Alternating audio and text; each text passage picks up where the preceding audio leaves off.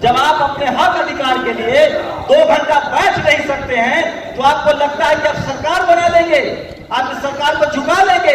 आप गफलत में जी रहे हैं। शेड्यूल कास्ट ओबीसी के लोग हैं जिनके शरीर पर आज कपड़ा है, गले में सोने का चैन है और जो मूंछ रखे हैं उनका बेटा, अगर उनको लगता है कि वो डॉक्टर, इंजीनियर, आईएएस, आईपीएस बना लेंगे तो आप लोग गफलत में हैं।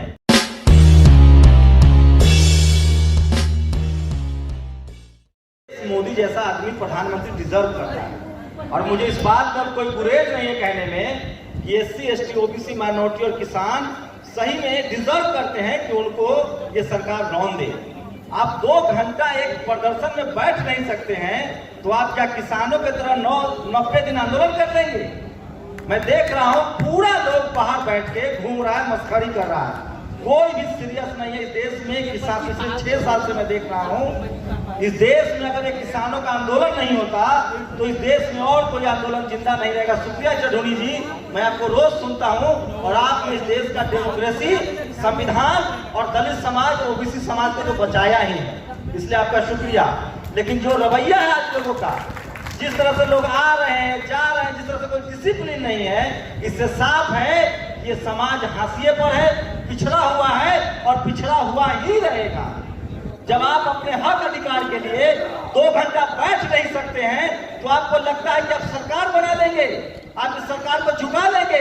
आप गफलत में जी रहे हैं और उस तरह जी आपकी सारी कोशिशें नाकाम हो जाएगी क्योंकि लोग अपने हक अधिकार के लिए बिल्कुल सचेत नहीं है और अगर वो सचेत होते तो 2 घंटा यहाँ जरूर समय देते। ये मैं आपसे शिकायत इसलिए कर रहा हूँ कि ये लड़ाई किसी किसान की नहीं है, ये लड़ाई किसी चढ़ूनी और शिकायत की नहीं है, ये लड़ाई किसी उदयित राज की नहीं है, ये लड़ाई हम जैसे पत्रकारों की भी है जिसके लिए कानून बन गया है कि अगर बोलोगे तो 5 साल का जेल हो जाएगा। ये लड़ाई उन एससी, एसटी, ओबीसी के लिए है। मोदी जी ने कह दिया है कि सारी कंपनियां बेच देंगे, तुमको जो करना है कर लो।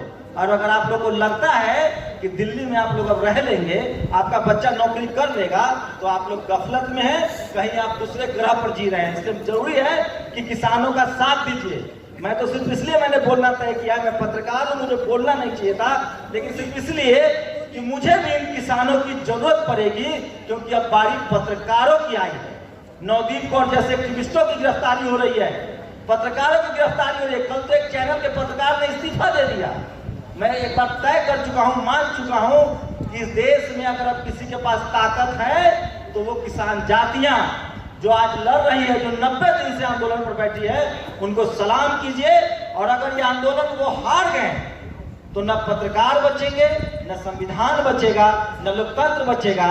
और जब न लोकतंत्र बचेगा, न संविधान बचेगा, तो एससी, एसटी, ओबीसी, माइनॉरिटी, हम लोग जो नौकरियों के सहारे थे, जो कंपनियों के सहारे थे, वो सब के सब सड़क पर लाचार और बेबस मारे जाएंगे।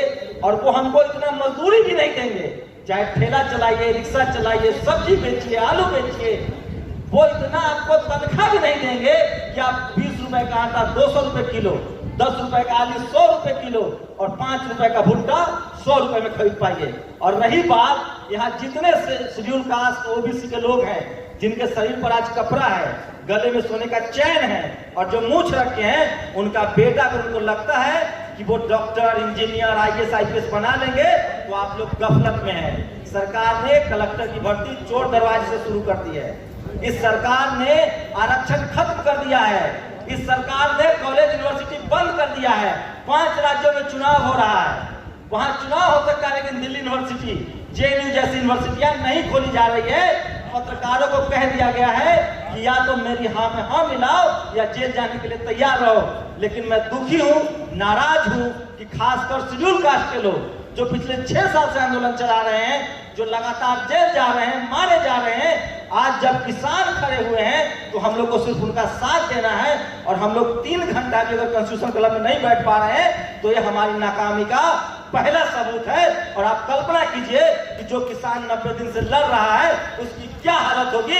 इसलिए हम लोग किसानों के शुक्रगुजार हैं। हमारे बाप दादाओं के पास तो जमीन भी नहीं है, हम तो इनकी खेत में मजदूरी करते थे, अब तो हम मजदूरी करके भी पेट नहीं पाल पाएंगे, क्योंकि न तो हम 200 रुपए आटा न 500 रुपए किलो चावल खरीद पाएंगे। अब आप लोगों को तय करना है कि न सरकारी नौकरी बचेगी, न सरकारी कंपनी बचेगी, न सरकारी जमीन बचेगी, न किसानों की जमीन बचेगी, तो आप करेंगे क्या? इसलिए अगर अब भी मौका है, किसानों का साथ दीजिए, पत्रकारों का भी साथ दीजिए। मैं चरौनी साहब से भी कहता हूं कि आपके संज्ञान में हर चीज है। अगर किसी सोशल मीडिया के पत्रकार की गिरफ्तारी होती है तो वो भी आप ही लोगों में ताकत है इस सरकार से लड़ने की, और ये आप लोगों ने साबित किया है। मैं अंदर की बात बता रहा हूं, ये सरकार को किसान आंदोलन न उगलते बन रहा है न निगलते बन रहा है। पहली बार एक आंदोलन है जिसको न वो मुसलमान कह पा रहे हैं न जिसको दलित कह पा रहे हैं। सोचिए, इस आंदोलन में हाथ डालने से सुप्रीम कोर्ट डर रहा है। अगर ये दलितों का आंदोलन होता तो अब तक हटा दिया जाता, ये मुसलमानों का आंदोलन होता तो भगा दिया जाता। इस किसान आंदोलन ने इस देश के लोगों को, आपको पता है सरकार किसानों से डर नहीं रही है। सरकार को इस बात की चिंता है कि सिखों का चूल्हा, मुसलमानों का चूल्हा, दलितों का चूल्हा, किसानों का चूल्हा एक जगह कैसे खाना बन रहा है, वो कैसे साथ खा रहे हैं। उनका हिंदू मुस्लिम का लड़ाई टूट रहा है। इसलिए मैं दलित समाज से, शेड्यूल कास्ट के लोगों से, पिछड़े समाज के लोगों से, ओबीसी के लोगों से अपील कर रहा हूं, जो पढ़े लिखे लोग हैं, अभी भी आपके हाथ में मौका है। और आपके आज के डेट में ना तो आपको टीवी की जरूरत है ना अखबार की जरूरत है, आप सबके पास 1.5 GB डेटा है। उसी अंबानी का डेटा, उसका इस्तेमाल कीजिए और फेसबुक पर लिखना, बोलना शुरू कीजिए, नहीं तो आपकी आने वाली नस्लें गूंगी हो जाएगी, जेल जाएंगे आप लोग।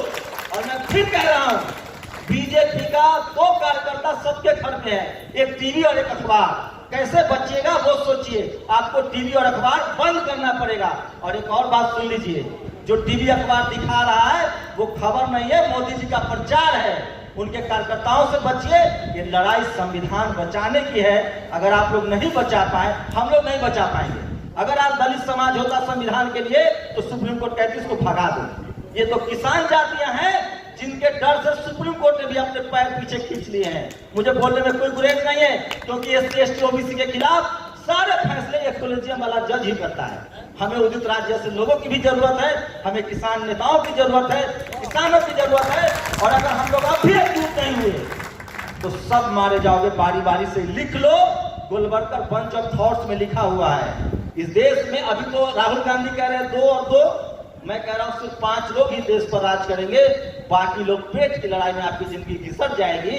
पहले वो कहते थे कि क्या पहनना है, अब वो कह रहे थे कि क्या खाना है, अब वो कहेंगे कि क्या बोलना है। आप लोग तैयार रहिए। आपके बाप दादाओं ने अंग्रेजों से लड़कर ये आजादी पाई थी। इन 4-5 लोगों ने गुलाम बना लिया है, क्योंकि इस देश के लोगों ने मीडिया, मैं लास्ट टाइम बोल के खत्म कर रहा हूं, वो लोग हड़बड़ा रहे हैं कि क्या बोल रहा है। अगर मोदी जी को हराना है तो मीडिया को हराना होगा। और इस देश के किसानों का शुक्रिया जिसने तमाम चैनल के पत्रकारों को बेइज्जत करके जनता के नजरों में एक्सपोज कर दिया है, और किसी की हिम्मत नहीं है कि वो रिपोर्टिंग कर दे।